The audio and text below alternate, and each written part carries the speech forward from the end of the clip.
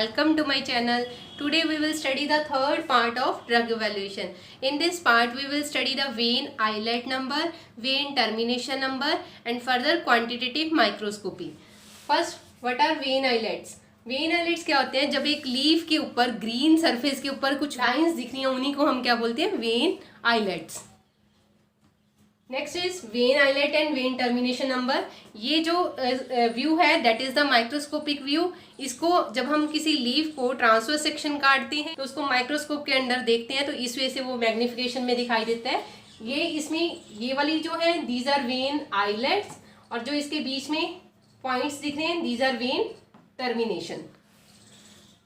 Next is what is vein islet number. Vein islet number क्या है? Is number of vein islets present per square mm of the leaf surface. Vein islet number है that is constant होता है for a given species of plant के लिए and it usually does not alter with the age of plant and the size of the leaf. मतलब जैसे जैसे as बढ़ती जाती है प्लांट की तो इसकी जो वेन्स हैं उसमें कोई चेंजेस नहीं होते. जैसे कि हमने स्टोमेटल नंबर में पढ़ा था कि जैसे जैसे उस प्लांट की एज बढ़ती जाती है तो स्टोमेटल नंबर भी वेरी करती है. But in case of vein islets ये जो नंबर है वो कांस्टेंट रहता है. It does not alter with the age of the plant. और या फिर जो साइज बढ़ता है प्लांट का उसके अकॉर्डिंगली वेन आइलेट्स में कोई चेंजेस नहीं आते. Next is there are some examples of vein islet numbers of few leafy drugs.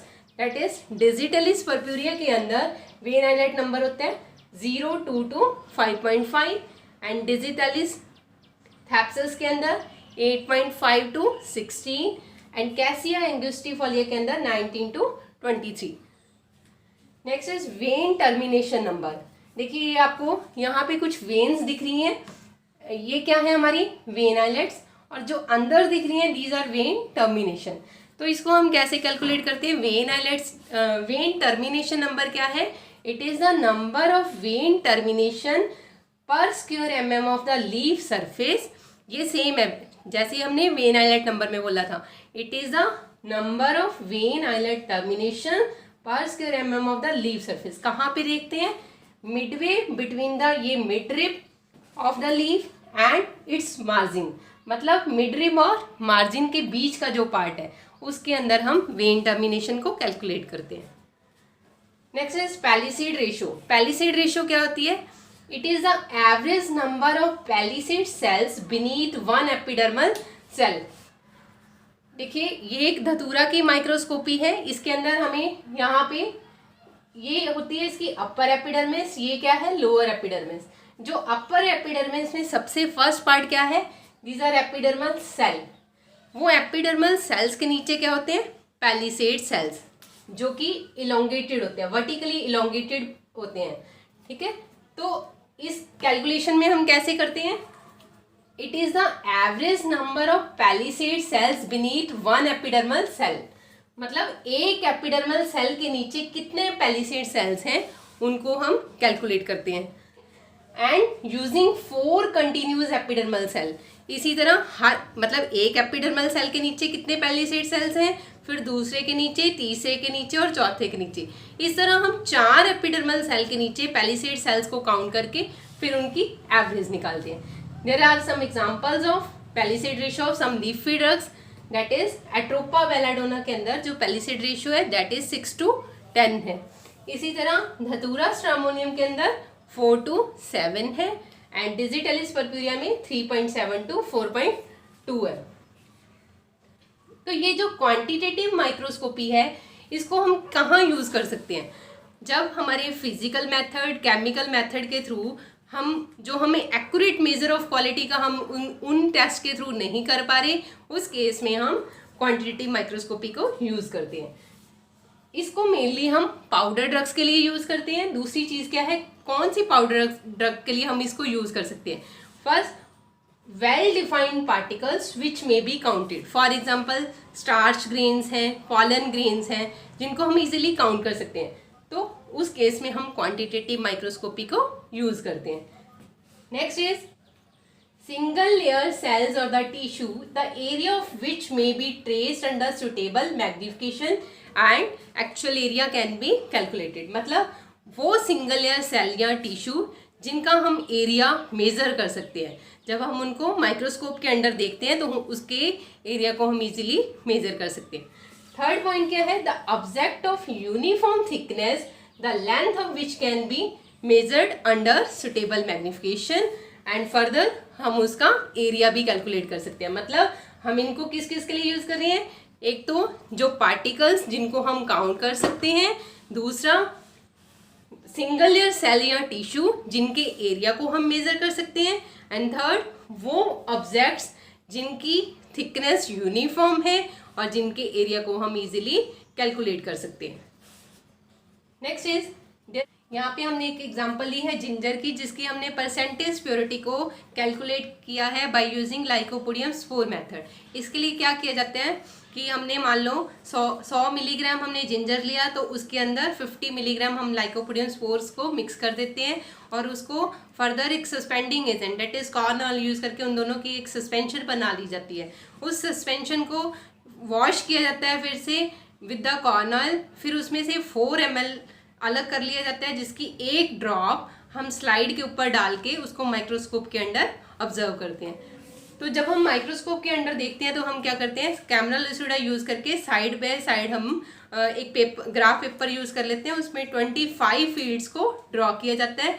25 feeds में फर्दर हम स्टार्च ग्रेन को और लाइकोपोडियम स्पोर्स को मेज़र करते हैं कि क्वांटिटी को मेज़र करते हैं उनकी। तो यहाँ पे एक फॉर्मूला लगा के उसकी परसेंटेज प्योरिटी को मेज़र किया जाता है, that is NW94,000 into 100 divided by SMP। ठीक है, इसमें n क्या चीज़ है? That is the number of characteristic structure. यहाँ पे जिंजर के केस में हम किस चीज़ को मेजर कर रहे हैं? स्टार्च ग्रेन को। तो that is number of characteristic structure मतलब स्टार्च ग्रेन इन 25 फील्ड। जो हमने ग्राफ पे 25 फील्ड्स ड्रॉ किए थे उसके अंदर कितनी स्टार्च ग्रेन प्रेजेंट है उसको देखा जाता है। Then W is the weight in mg of the lycopodium spores taken, that is कितना हमने लाइकोपोडियम स्पोर्स लिया था, दैट इज हमने कितना लिया इस केस में, अगर 100 लिया तो उसमें 50 mg हमने लाइकोपोडियम स्पोर्स को डाला था। देन S क्या है? Number of lycopodium spores in the same 25 fields. ठीक है, हमने स्टार्टिंग में इस क्वांटिटेटिव माइक्रोस्कोपी में बोला कि 1 मिलीग्राम के अंदर 94,000 स्पोर्स प्रेजेंट होते हैं। तो अब हमारे जो 25 फील्ड्स ड्रॉ किए उसके अंदर कितने स्पोर्स आए उसको देखा जाता है।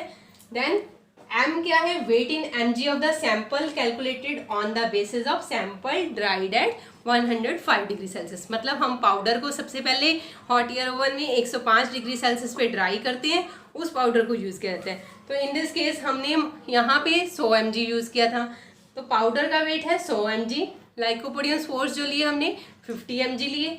फिर उस 25 फील्ड्स के अंदर कितना लाइकोपोडियम स्पोर्स हैं और कितनी स्टार्च ग्रेन है उनको कैलकुलेट कर लिया जाता है। नेक्स्ट है P क्या होता है? That is always constant for each drug. In case of ginger it is 2,86,000 है। तो ये हम वैल्यू इसमें पुट करके हम परसेंटेज प्योरिटी ऑफ जिंजर को कैलकुलेट कर सकते हैं। इस तरह हम डिफरेंट ड्रग्स जैसे कि क्लोव है, सिनामोन है, इन सारी ड्रग्स की परसेंटेज प्योरिटी को कैलकुलेट कर सकते हैं। नेक्स्ट है एडवांटेज ऑफ माइक्रोस्कोपिक इवैल्यूएशन। हम ये जो माइक्रोस्कोपिक इवैल्यूएशन किस लिए कर रहे हैं? सबसे पहले ड्रग को आइडेंटिफाई करने के लिए, कि जब हम TS काट रहे हैं या LS काट रहे हैं तो उसमें क्या हो रहा है, हमें ड्रग के अंदर के कैरेक्टर्स दिखाई दे रहे हैं जिसके थ्रू हम पता कर सकते हैं कि ये ड्रग कौन सी है। आइडेंटिफाई कर रहे हैं मतलब हम उसको। सेकेंड चीज़ प्योरिटी को चेक कर रहे हैं। ठीक है, नेक्स्ट क्या है? यहाँ पे एक एग्जाम्पल दिया मैंने, डिजिटलिस पर्प्यूरिया। डिजिटलिस पर्प्यूरिया को जब हम माइक्रोस्कोप के अंदर देखते हैं तो इसके अंदर हमें यूनिसेरिएट मल्टी सेलर ट्राइकोम्स दिखते हैं। यूनिसेरिएट्स मतलब क्या होते हैं? ये सिंगल है, उसके अंदर मल्टी सेलर ट्राइकोम्स मतलब मल्टी सेलर मतलब 1 2 3 4 एंड 5 सेल। जो डिजिटलिस के अंदर ट्राइकोम्स दिखती हैं वो क्या होते हैं? 3 to 5 सेल्स होते हैं। इसी तरह डिजिटलिस के अंदर फर्दर ग्लैंडुलर ट्राइकोम्स भी दिखते हैं। ग्लैंडुलर ट्राइकोम्स क्या होते हैं? जिसमें एक स्टॉक होती है और ऊपर एक हेड होता है। तो जो डिजिटलिस के केस में अगर हम देखें तो जो इसकी स्टॉक है दैट इज़ यूनिसेलर होती है, और जो इसका हेड है वो यूनिसेलर भी हो सकता है और बाईसेलर भी हो सकता है। बाईसेलर मतलब यही वाला हेड यहाँ पे 2 हो जाएंगे। ठीक है, तो बट जो डिजिटलिस है वो एडल्ट्रेट हो जाती है विद द बर्वेस्कुम थैप्सस। ठीक है। बर्बेस्कुम थैप्सिस में जो ट्राइकोम्स दिखते हैं वो होते हैं कैंडेलेब्रा ट्राइकोम्स, मतलब इस टाइप के ट्राइकोम्स दिखते हैं। अब दिखने में वो सेम थी, इस वजह से हमने दोनों डिजिटलिस और बर्बेस्कुम थैप्सिस को मिक्स तो कर दिया, बट जब हम उसको माइक्रोस्कोपिकली देख रहे हैं तो उनके ट्राइकोम्स में बहुत ज़्यादा डिफ्रेंशिएशन कर सकते हैं, हम इजीली उसको डिफ्रेंशिएट कर सकते हैं कि ये बर्बेस्कुम थैप्सिस के साथ एडल्ट्रेट की गई है। ठीक है, इसी तरह एक और एग्जांपल है, powder mother clove contain neither prism of calcium oxalate nor sclereids but in powder clove stalks both are present. जो पाउडर मदर क्लोव क्या है, दैट इज मदर क्लोव मतलब फुली राइपिन फ्लावर बड है, ठीक है। और clove stocks क्या है, जो अनराइपिन है उनको हमने उसकी प्रॉपर ग्रोथ से पहले ही उसको तोड़ लिया है, ठीक है। तो मदर क्लोव है जो उसके अंदर ना तो कैल्शियम ऑक्सलेट के क्रिस्टल होते हैं ना ही स्क्लेरिड्स होते हैं, बट जो क्लोव स्टॉक होती है उसके अंदर ये दोनों प्रेजेंट होती हैं। इस तरह हम अगर ये इस टाइप की अडल्ट्रेशन होती है तो इजीली उसको माइक्रोस्कोप के अंडर ऑब्जर्व कर सकते हैं। नेक्स्ट, इस माइक्रोस्कोपिक एवैल्यूएशन का और क्या फ़ायदा है कि हम स्टार्च ग्रेन, हमने अभी पढ़ा क्वांटिटेटिव माइक्रोस्कोपी में हम स्टार्च ग्रेन को काउंट कर सकते हैं। तो साइज ऑफ, इवन हम साइज को भी देख सकते हैं उसके further, the size of starch grain and fibre also helps in the detection of adulterants. For example जो सिनामोमम कैसिया है उसमें स्टार्च ग्रेन का साइज है जो इज मोर देन 10 माइक्रोन। इस तरह हम डिफरेंट ड्रग्स के बीच में किसी भी कोई भी एडल्ट्रेशन होती है तो उसको हम जो हम केमिकली नहीं पता कर पा रहे थे या फिजिकली इवेलुएट नहीं कर पा रहे थे, एक्यूरेट मेजर ऑफ क्वालिटी को हम डिटरमाइन नहीं कर पा रहे थे, वो हम क्वांटिटेटिव माइक्रोस्कोपी के थ्रू इजीली कर सकते हैं। Thank you. नेक्स्ट लेक्चर में हम रिमेनिंग पार्ट को डिस्कस करेंगे।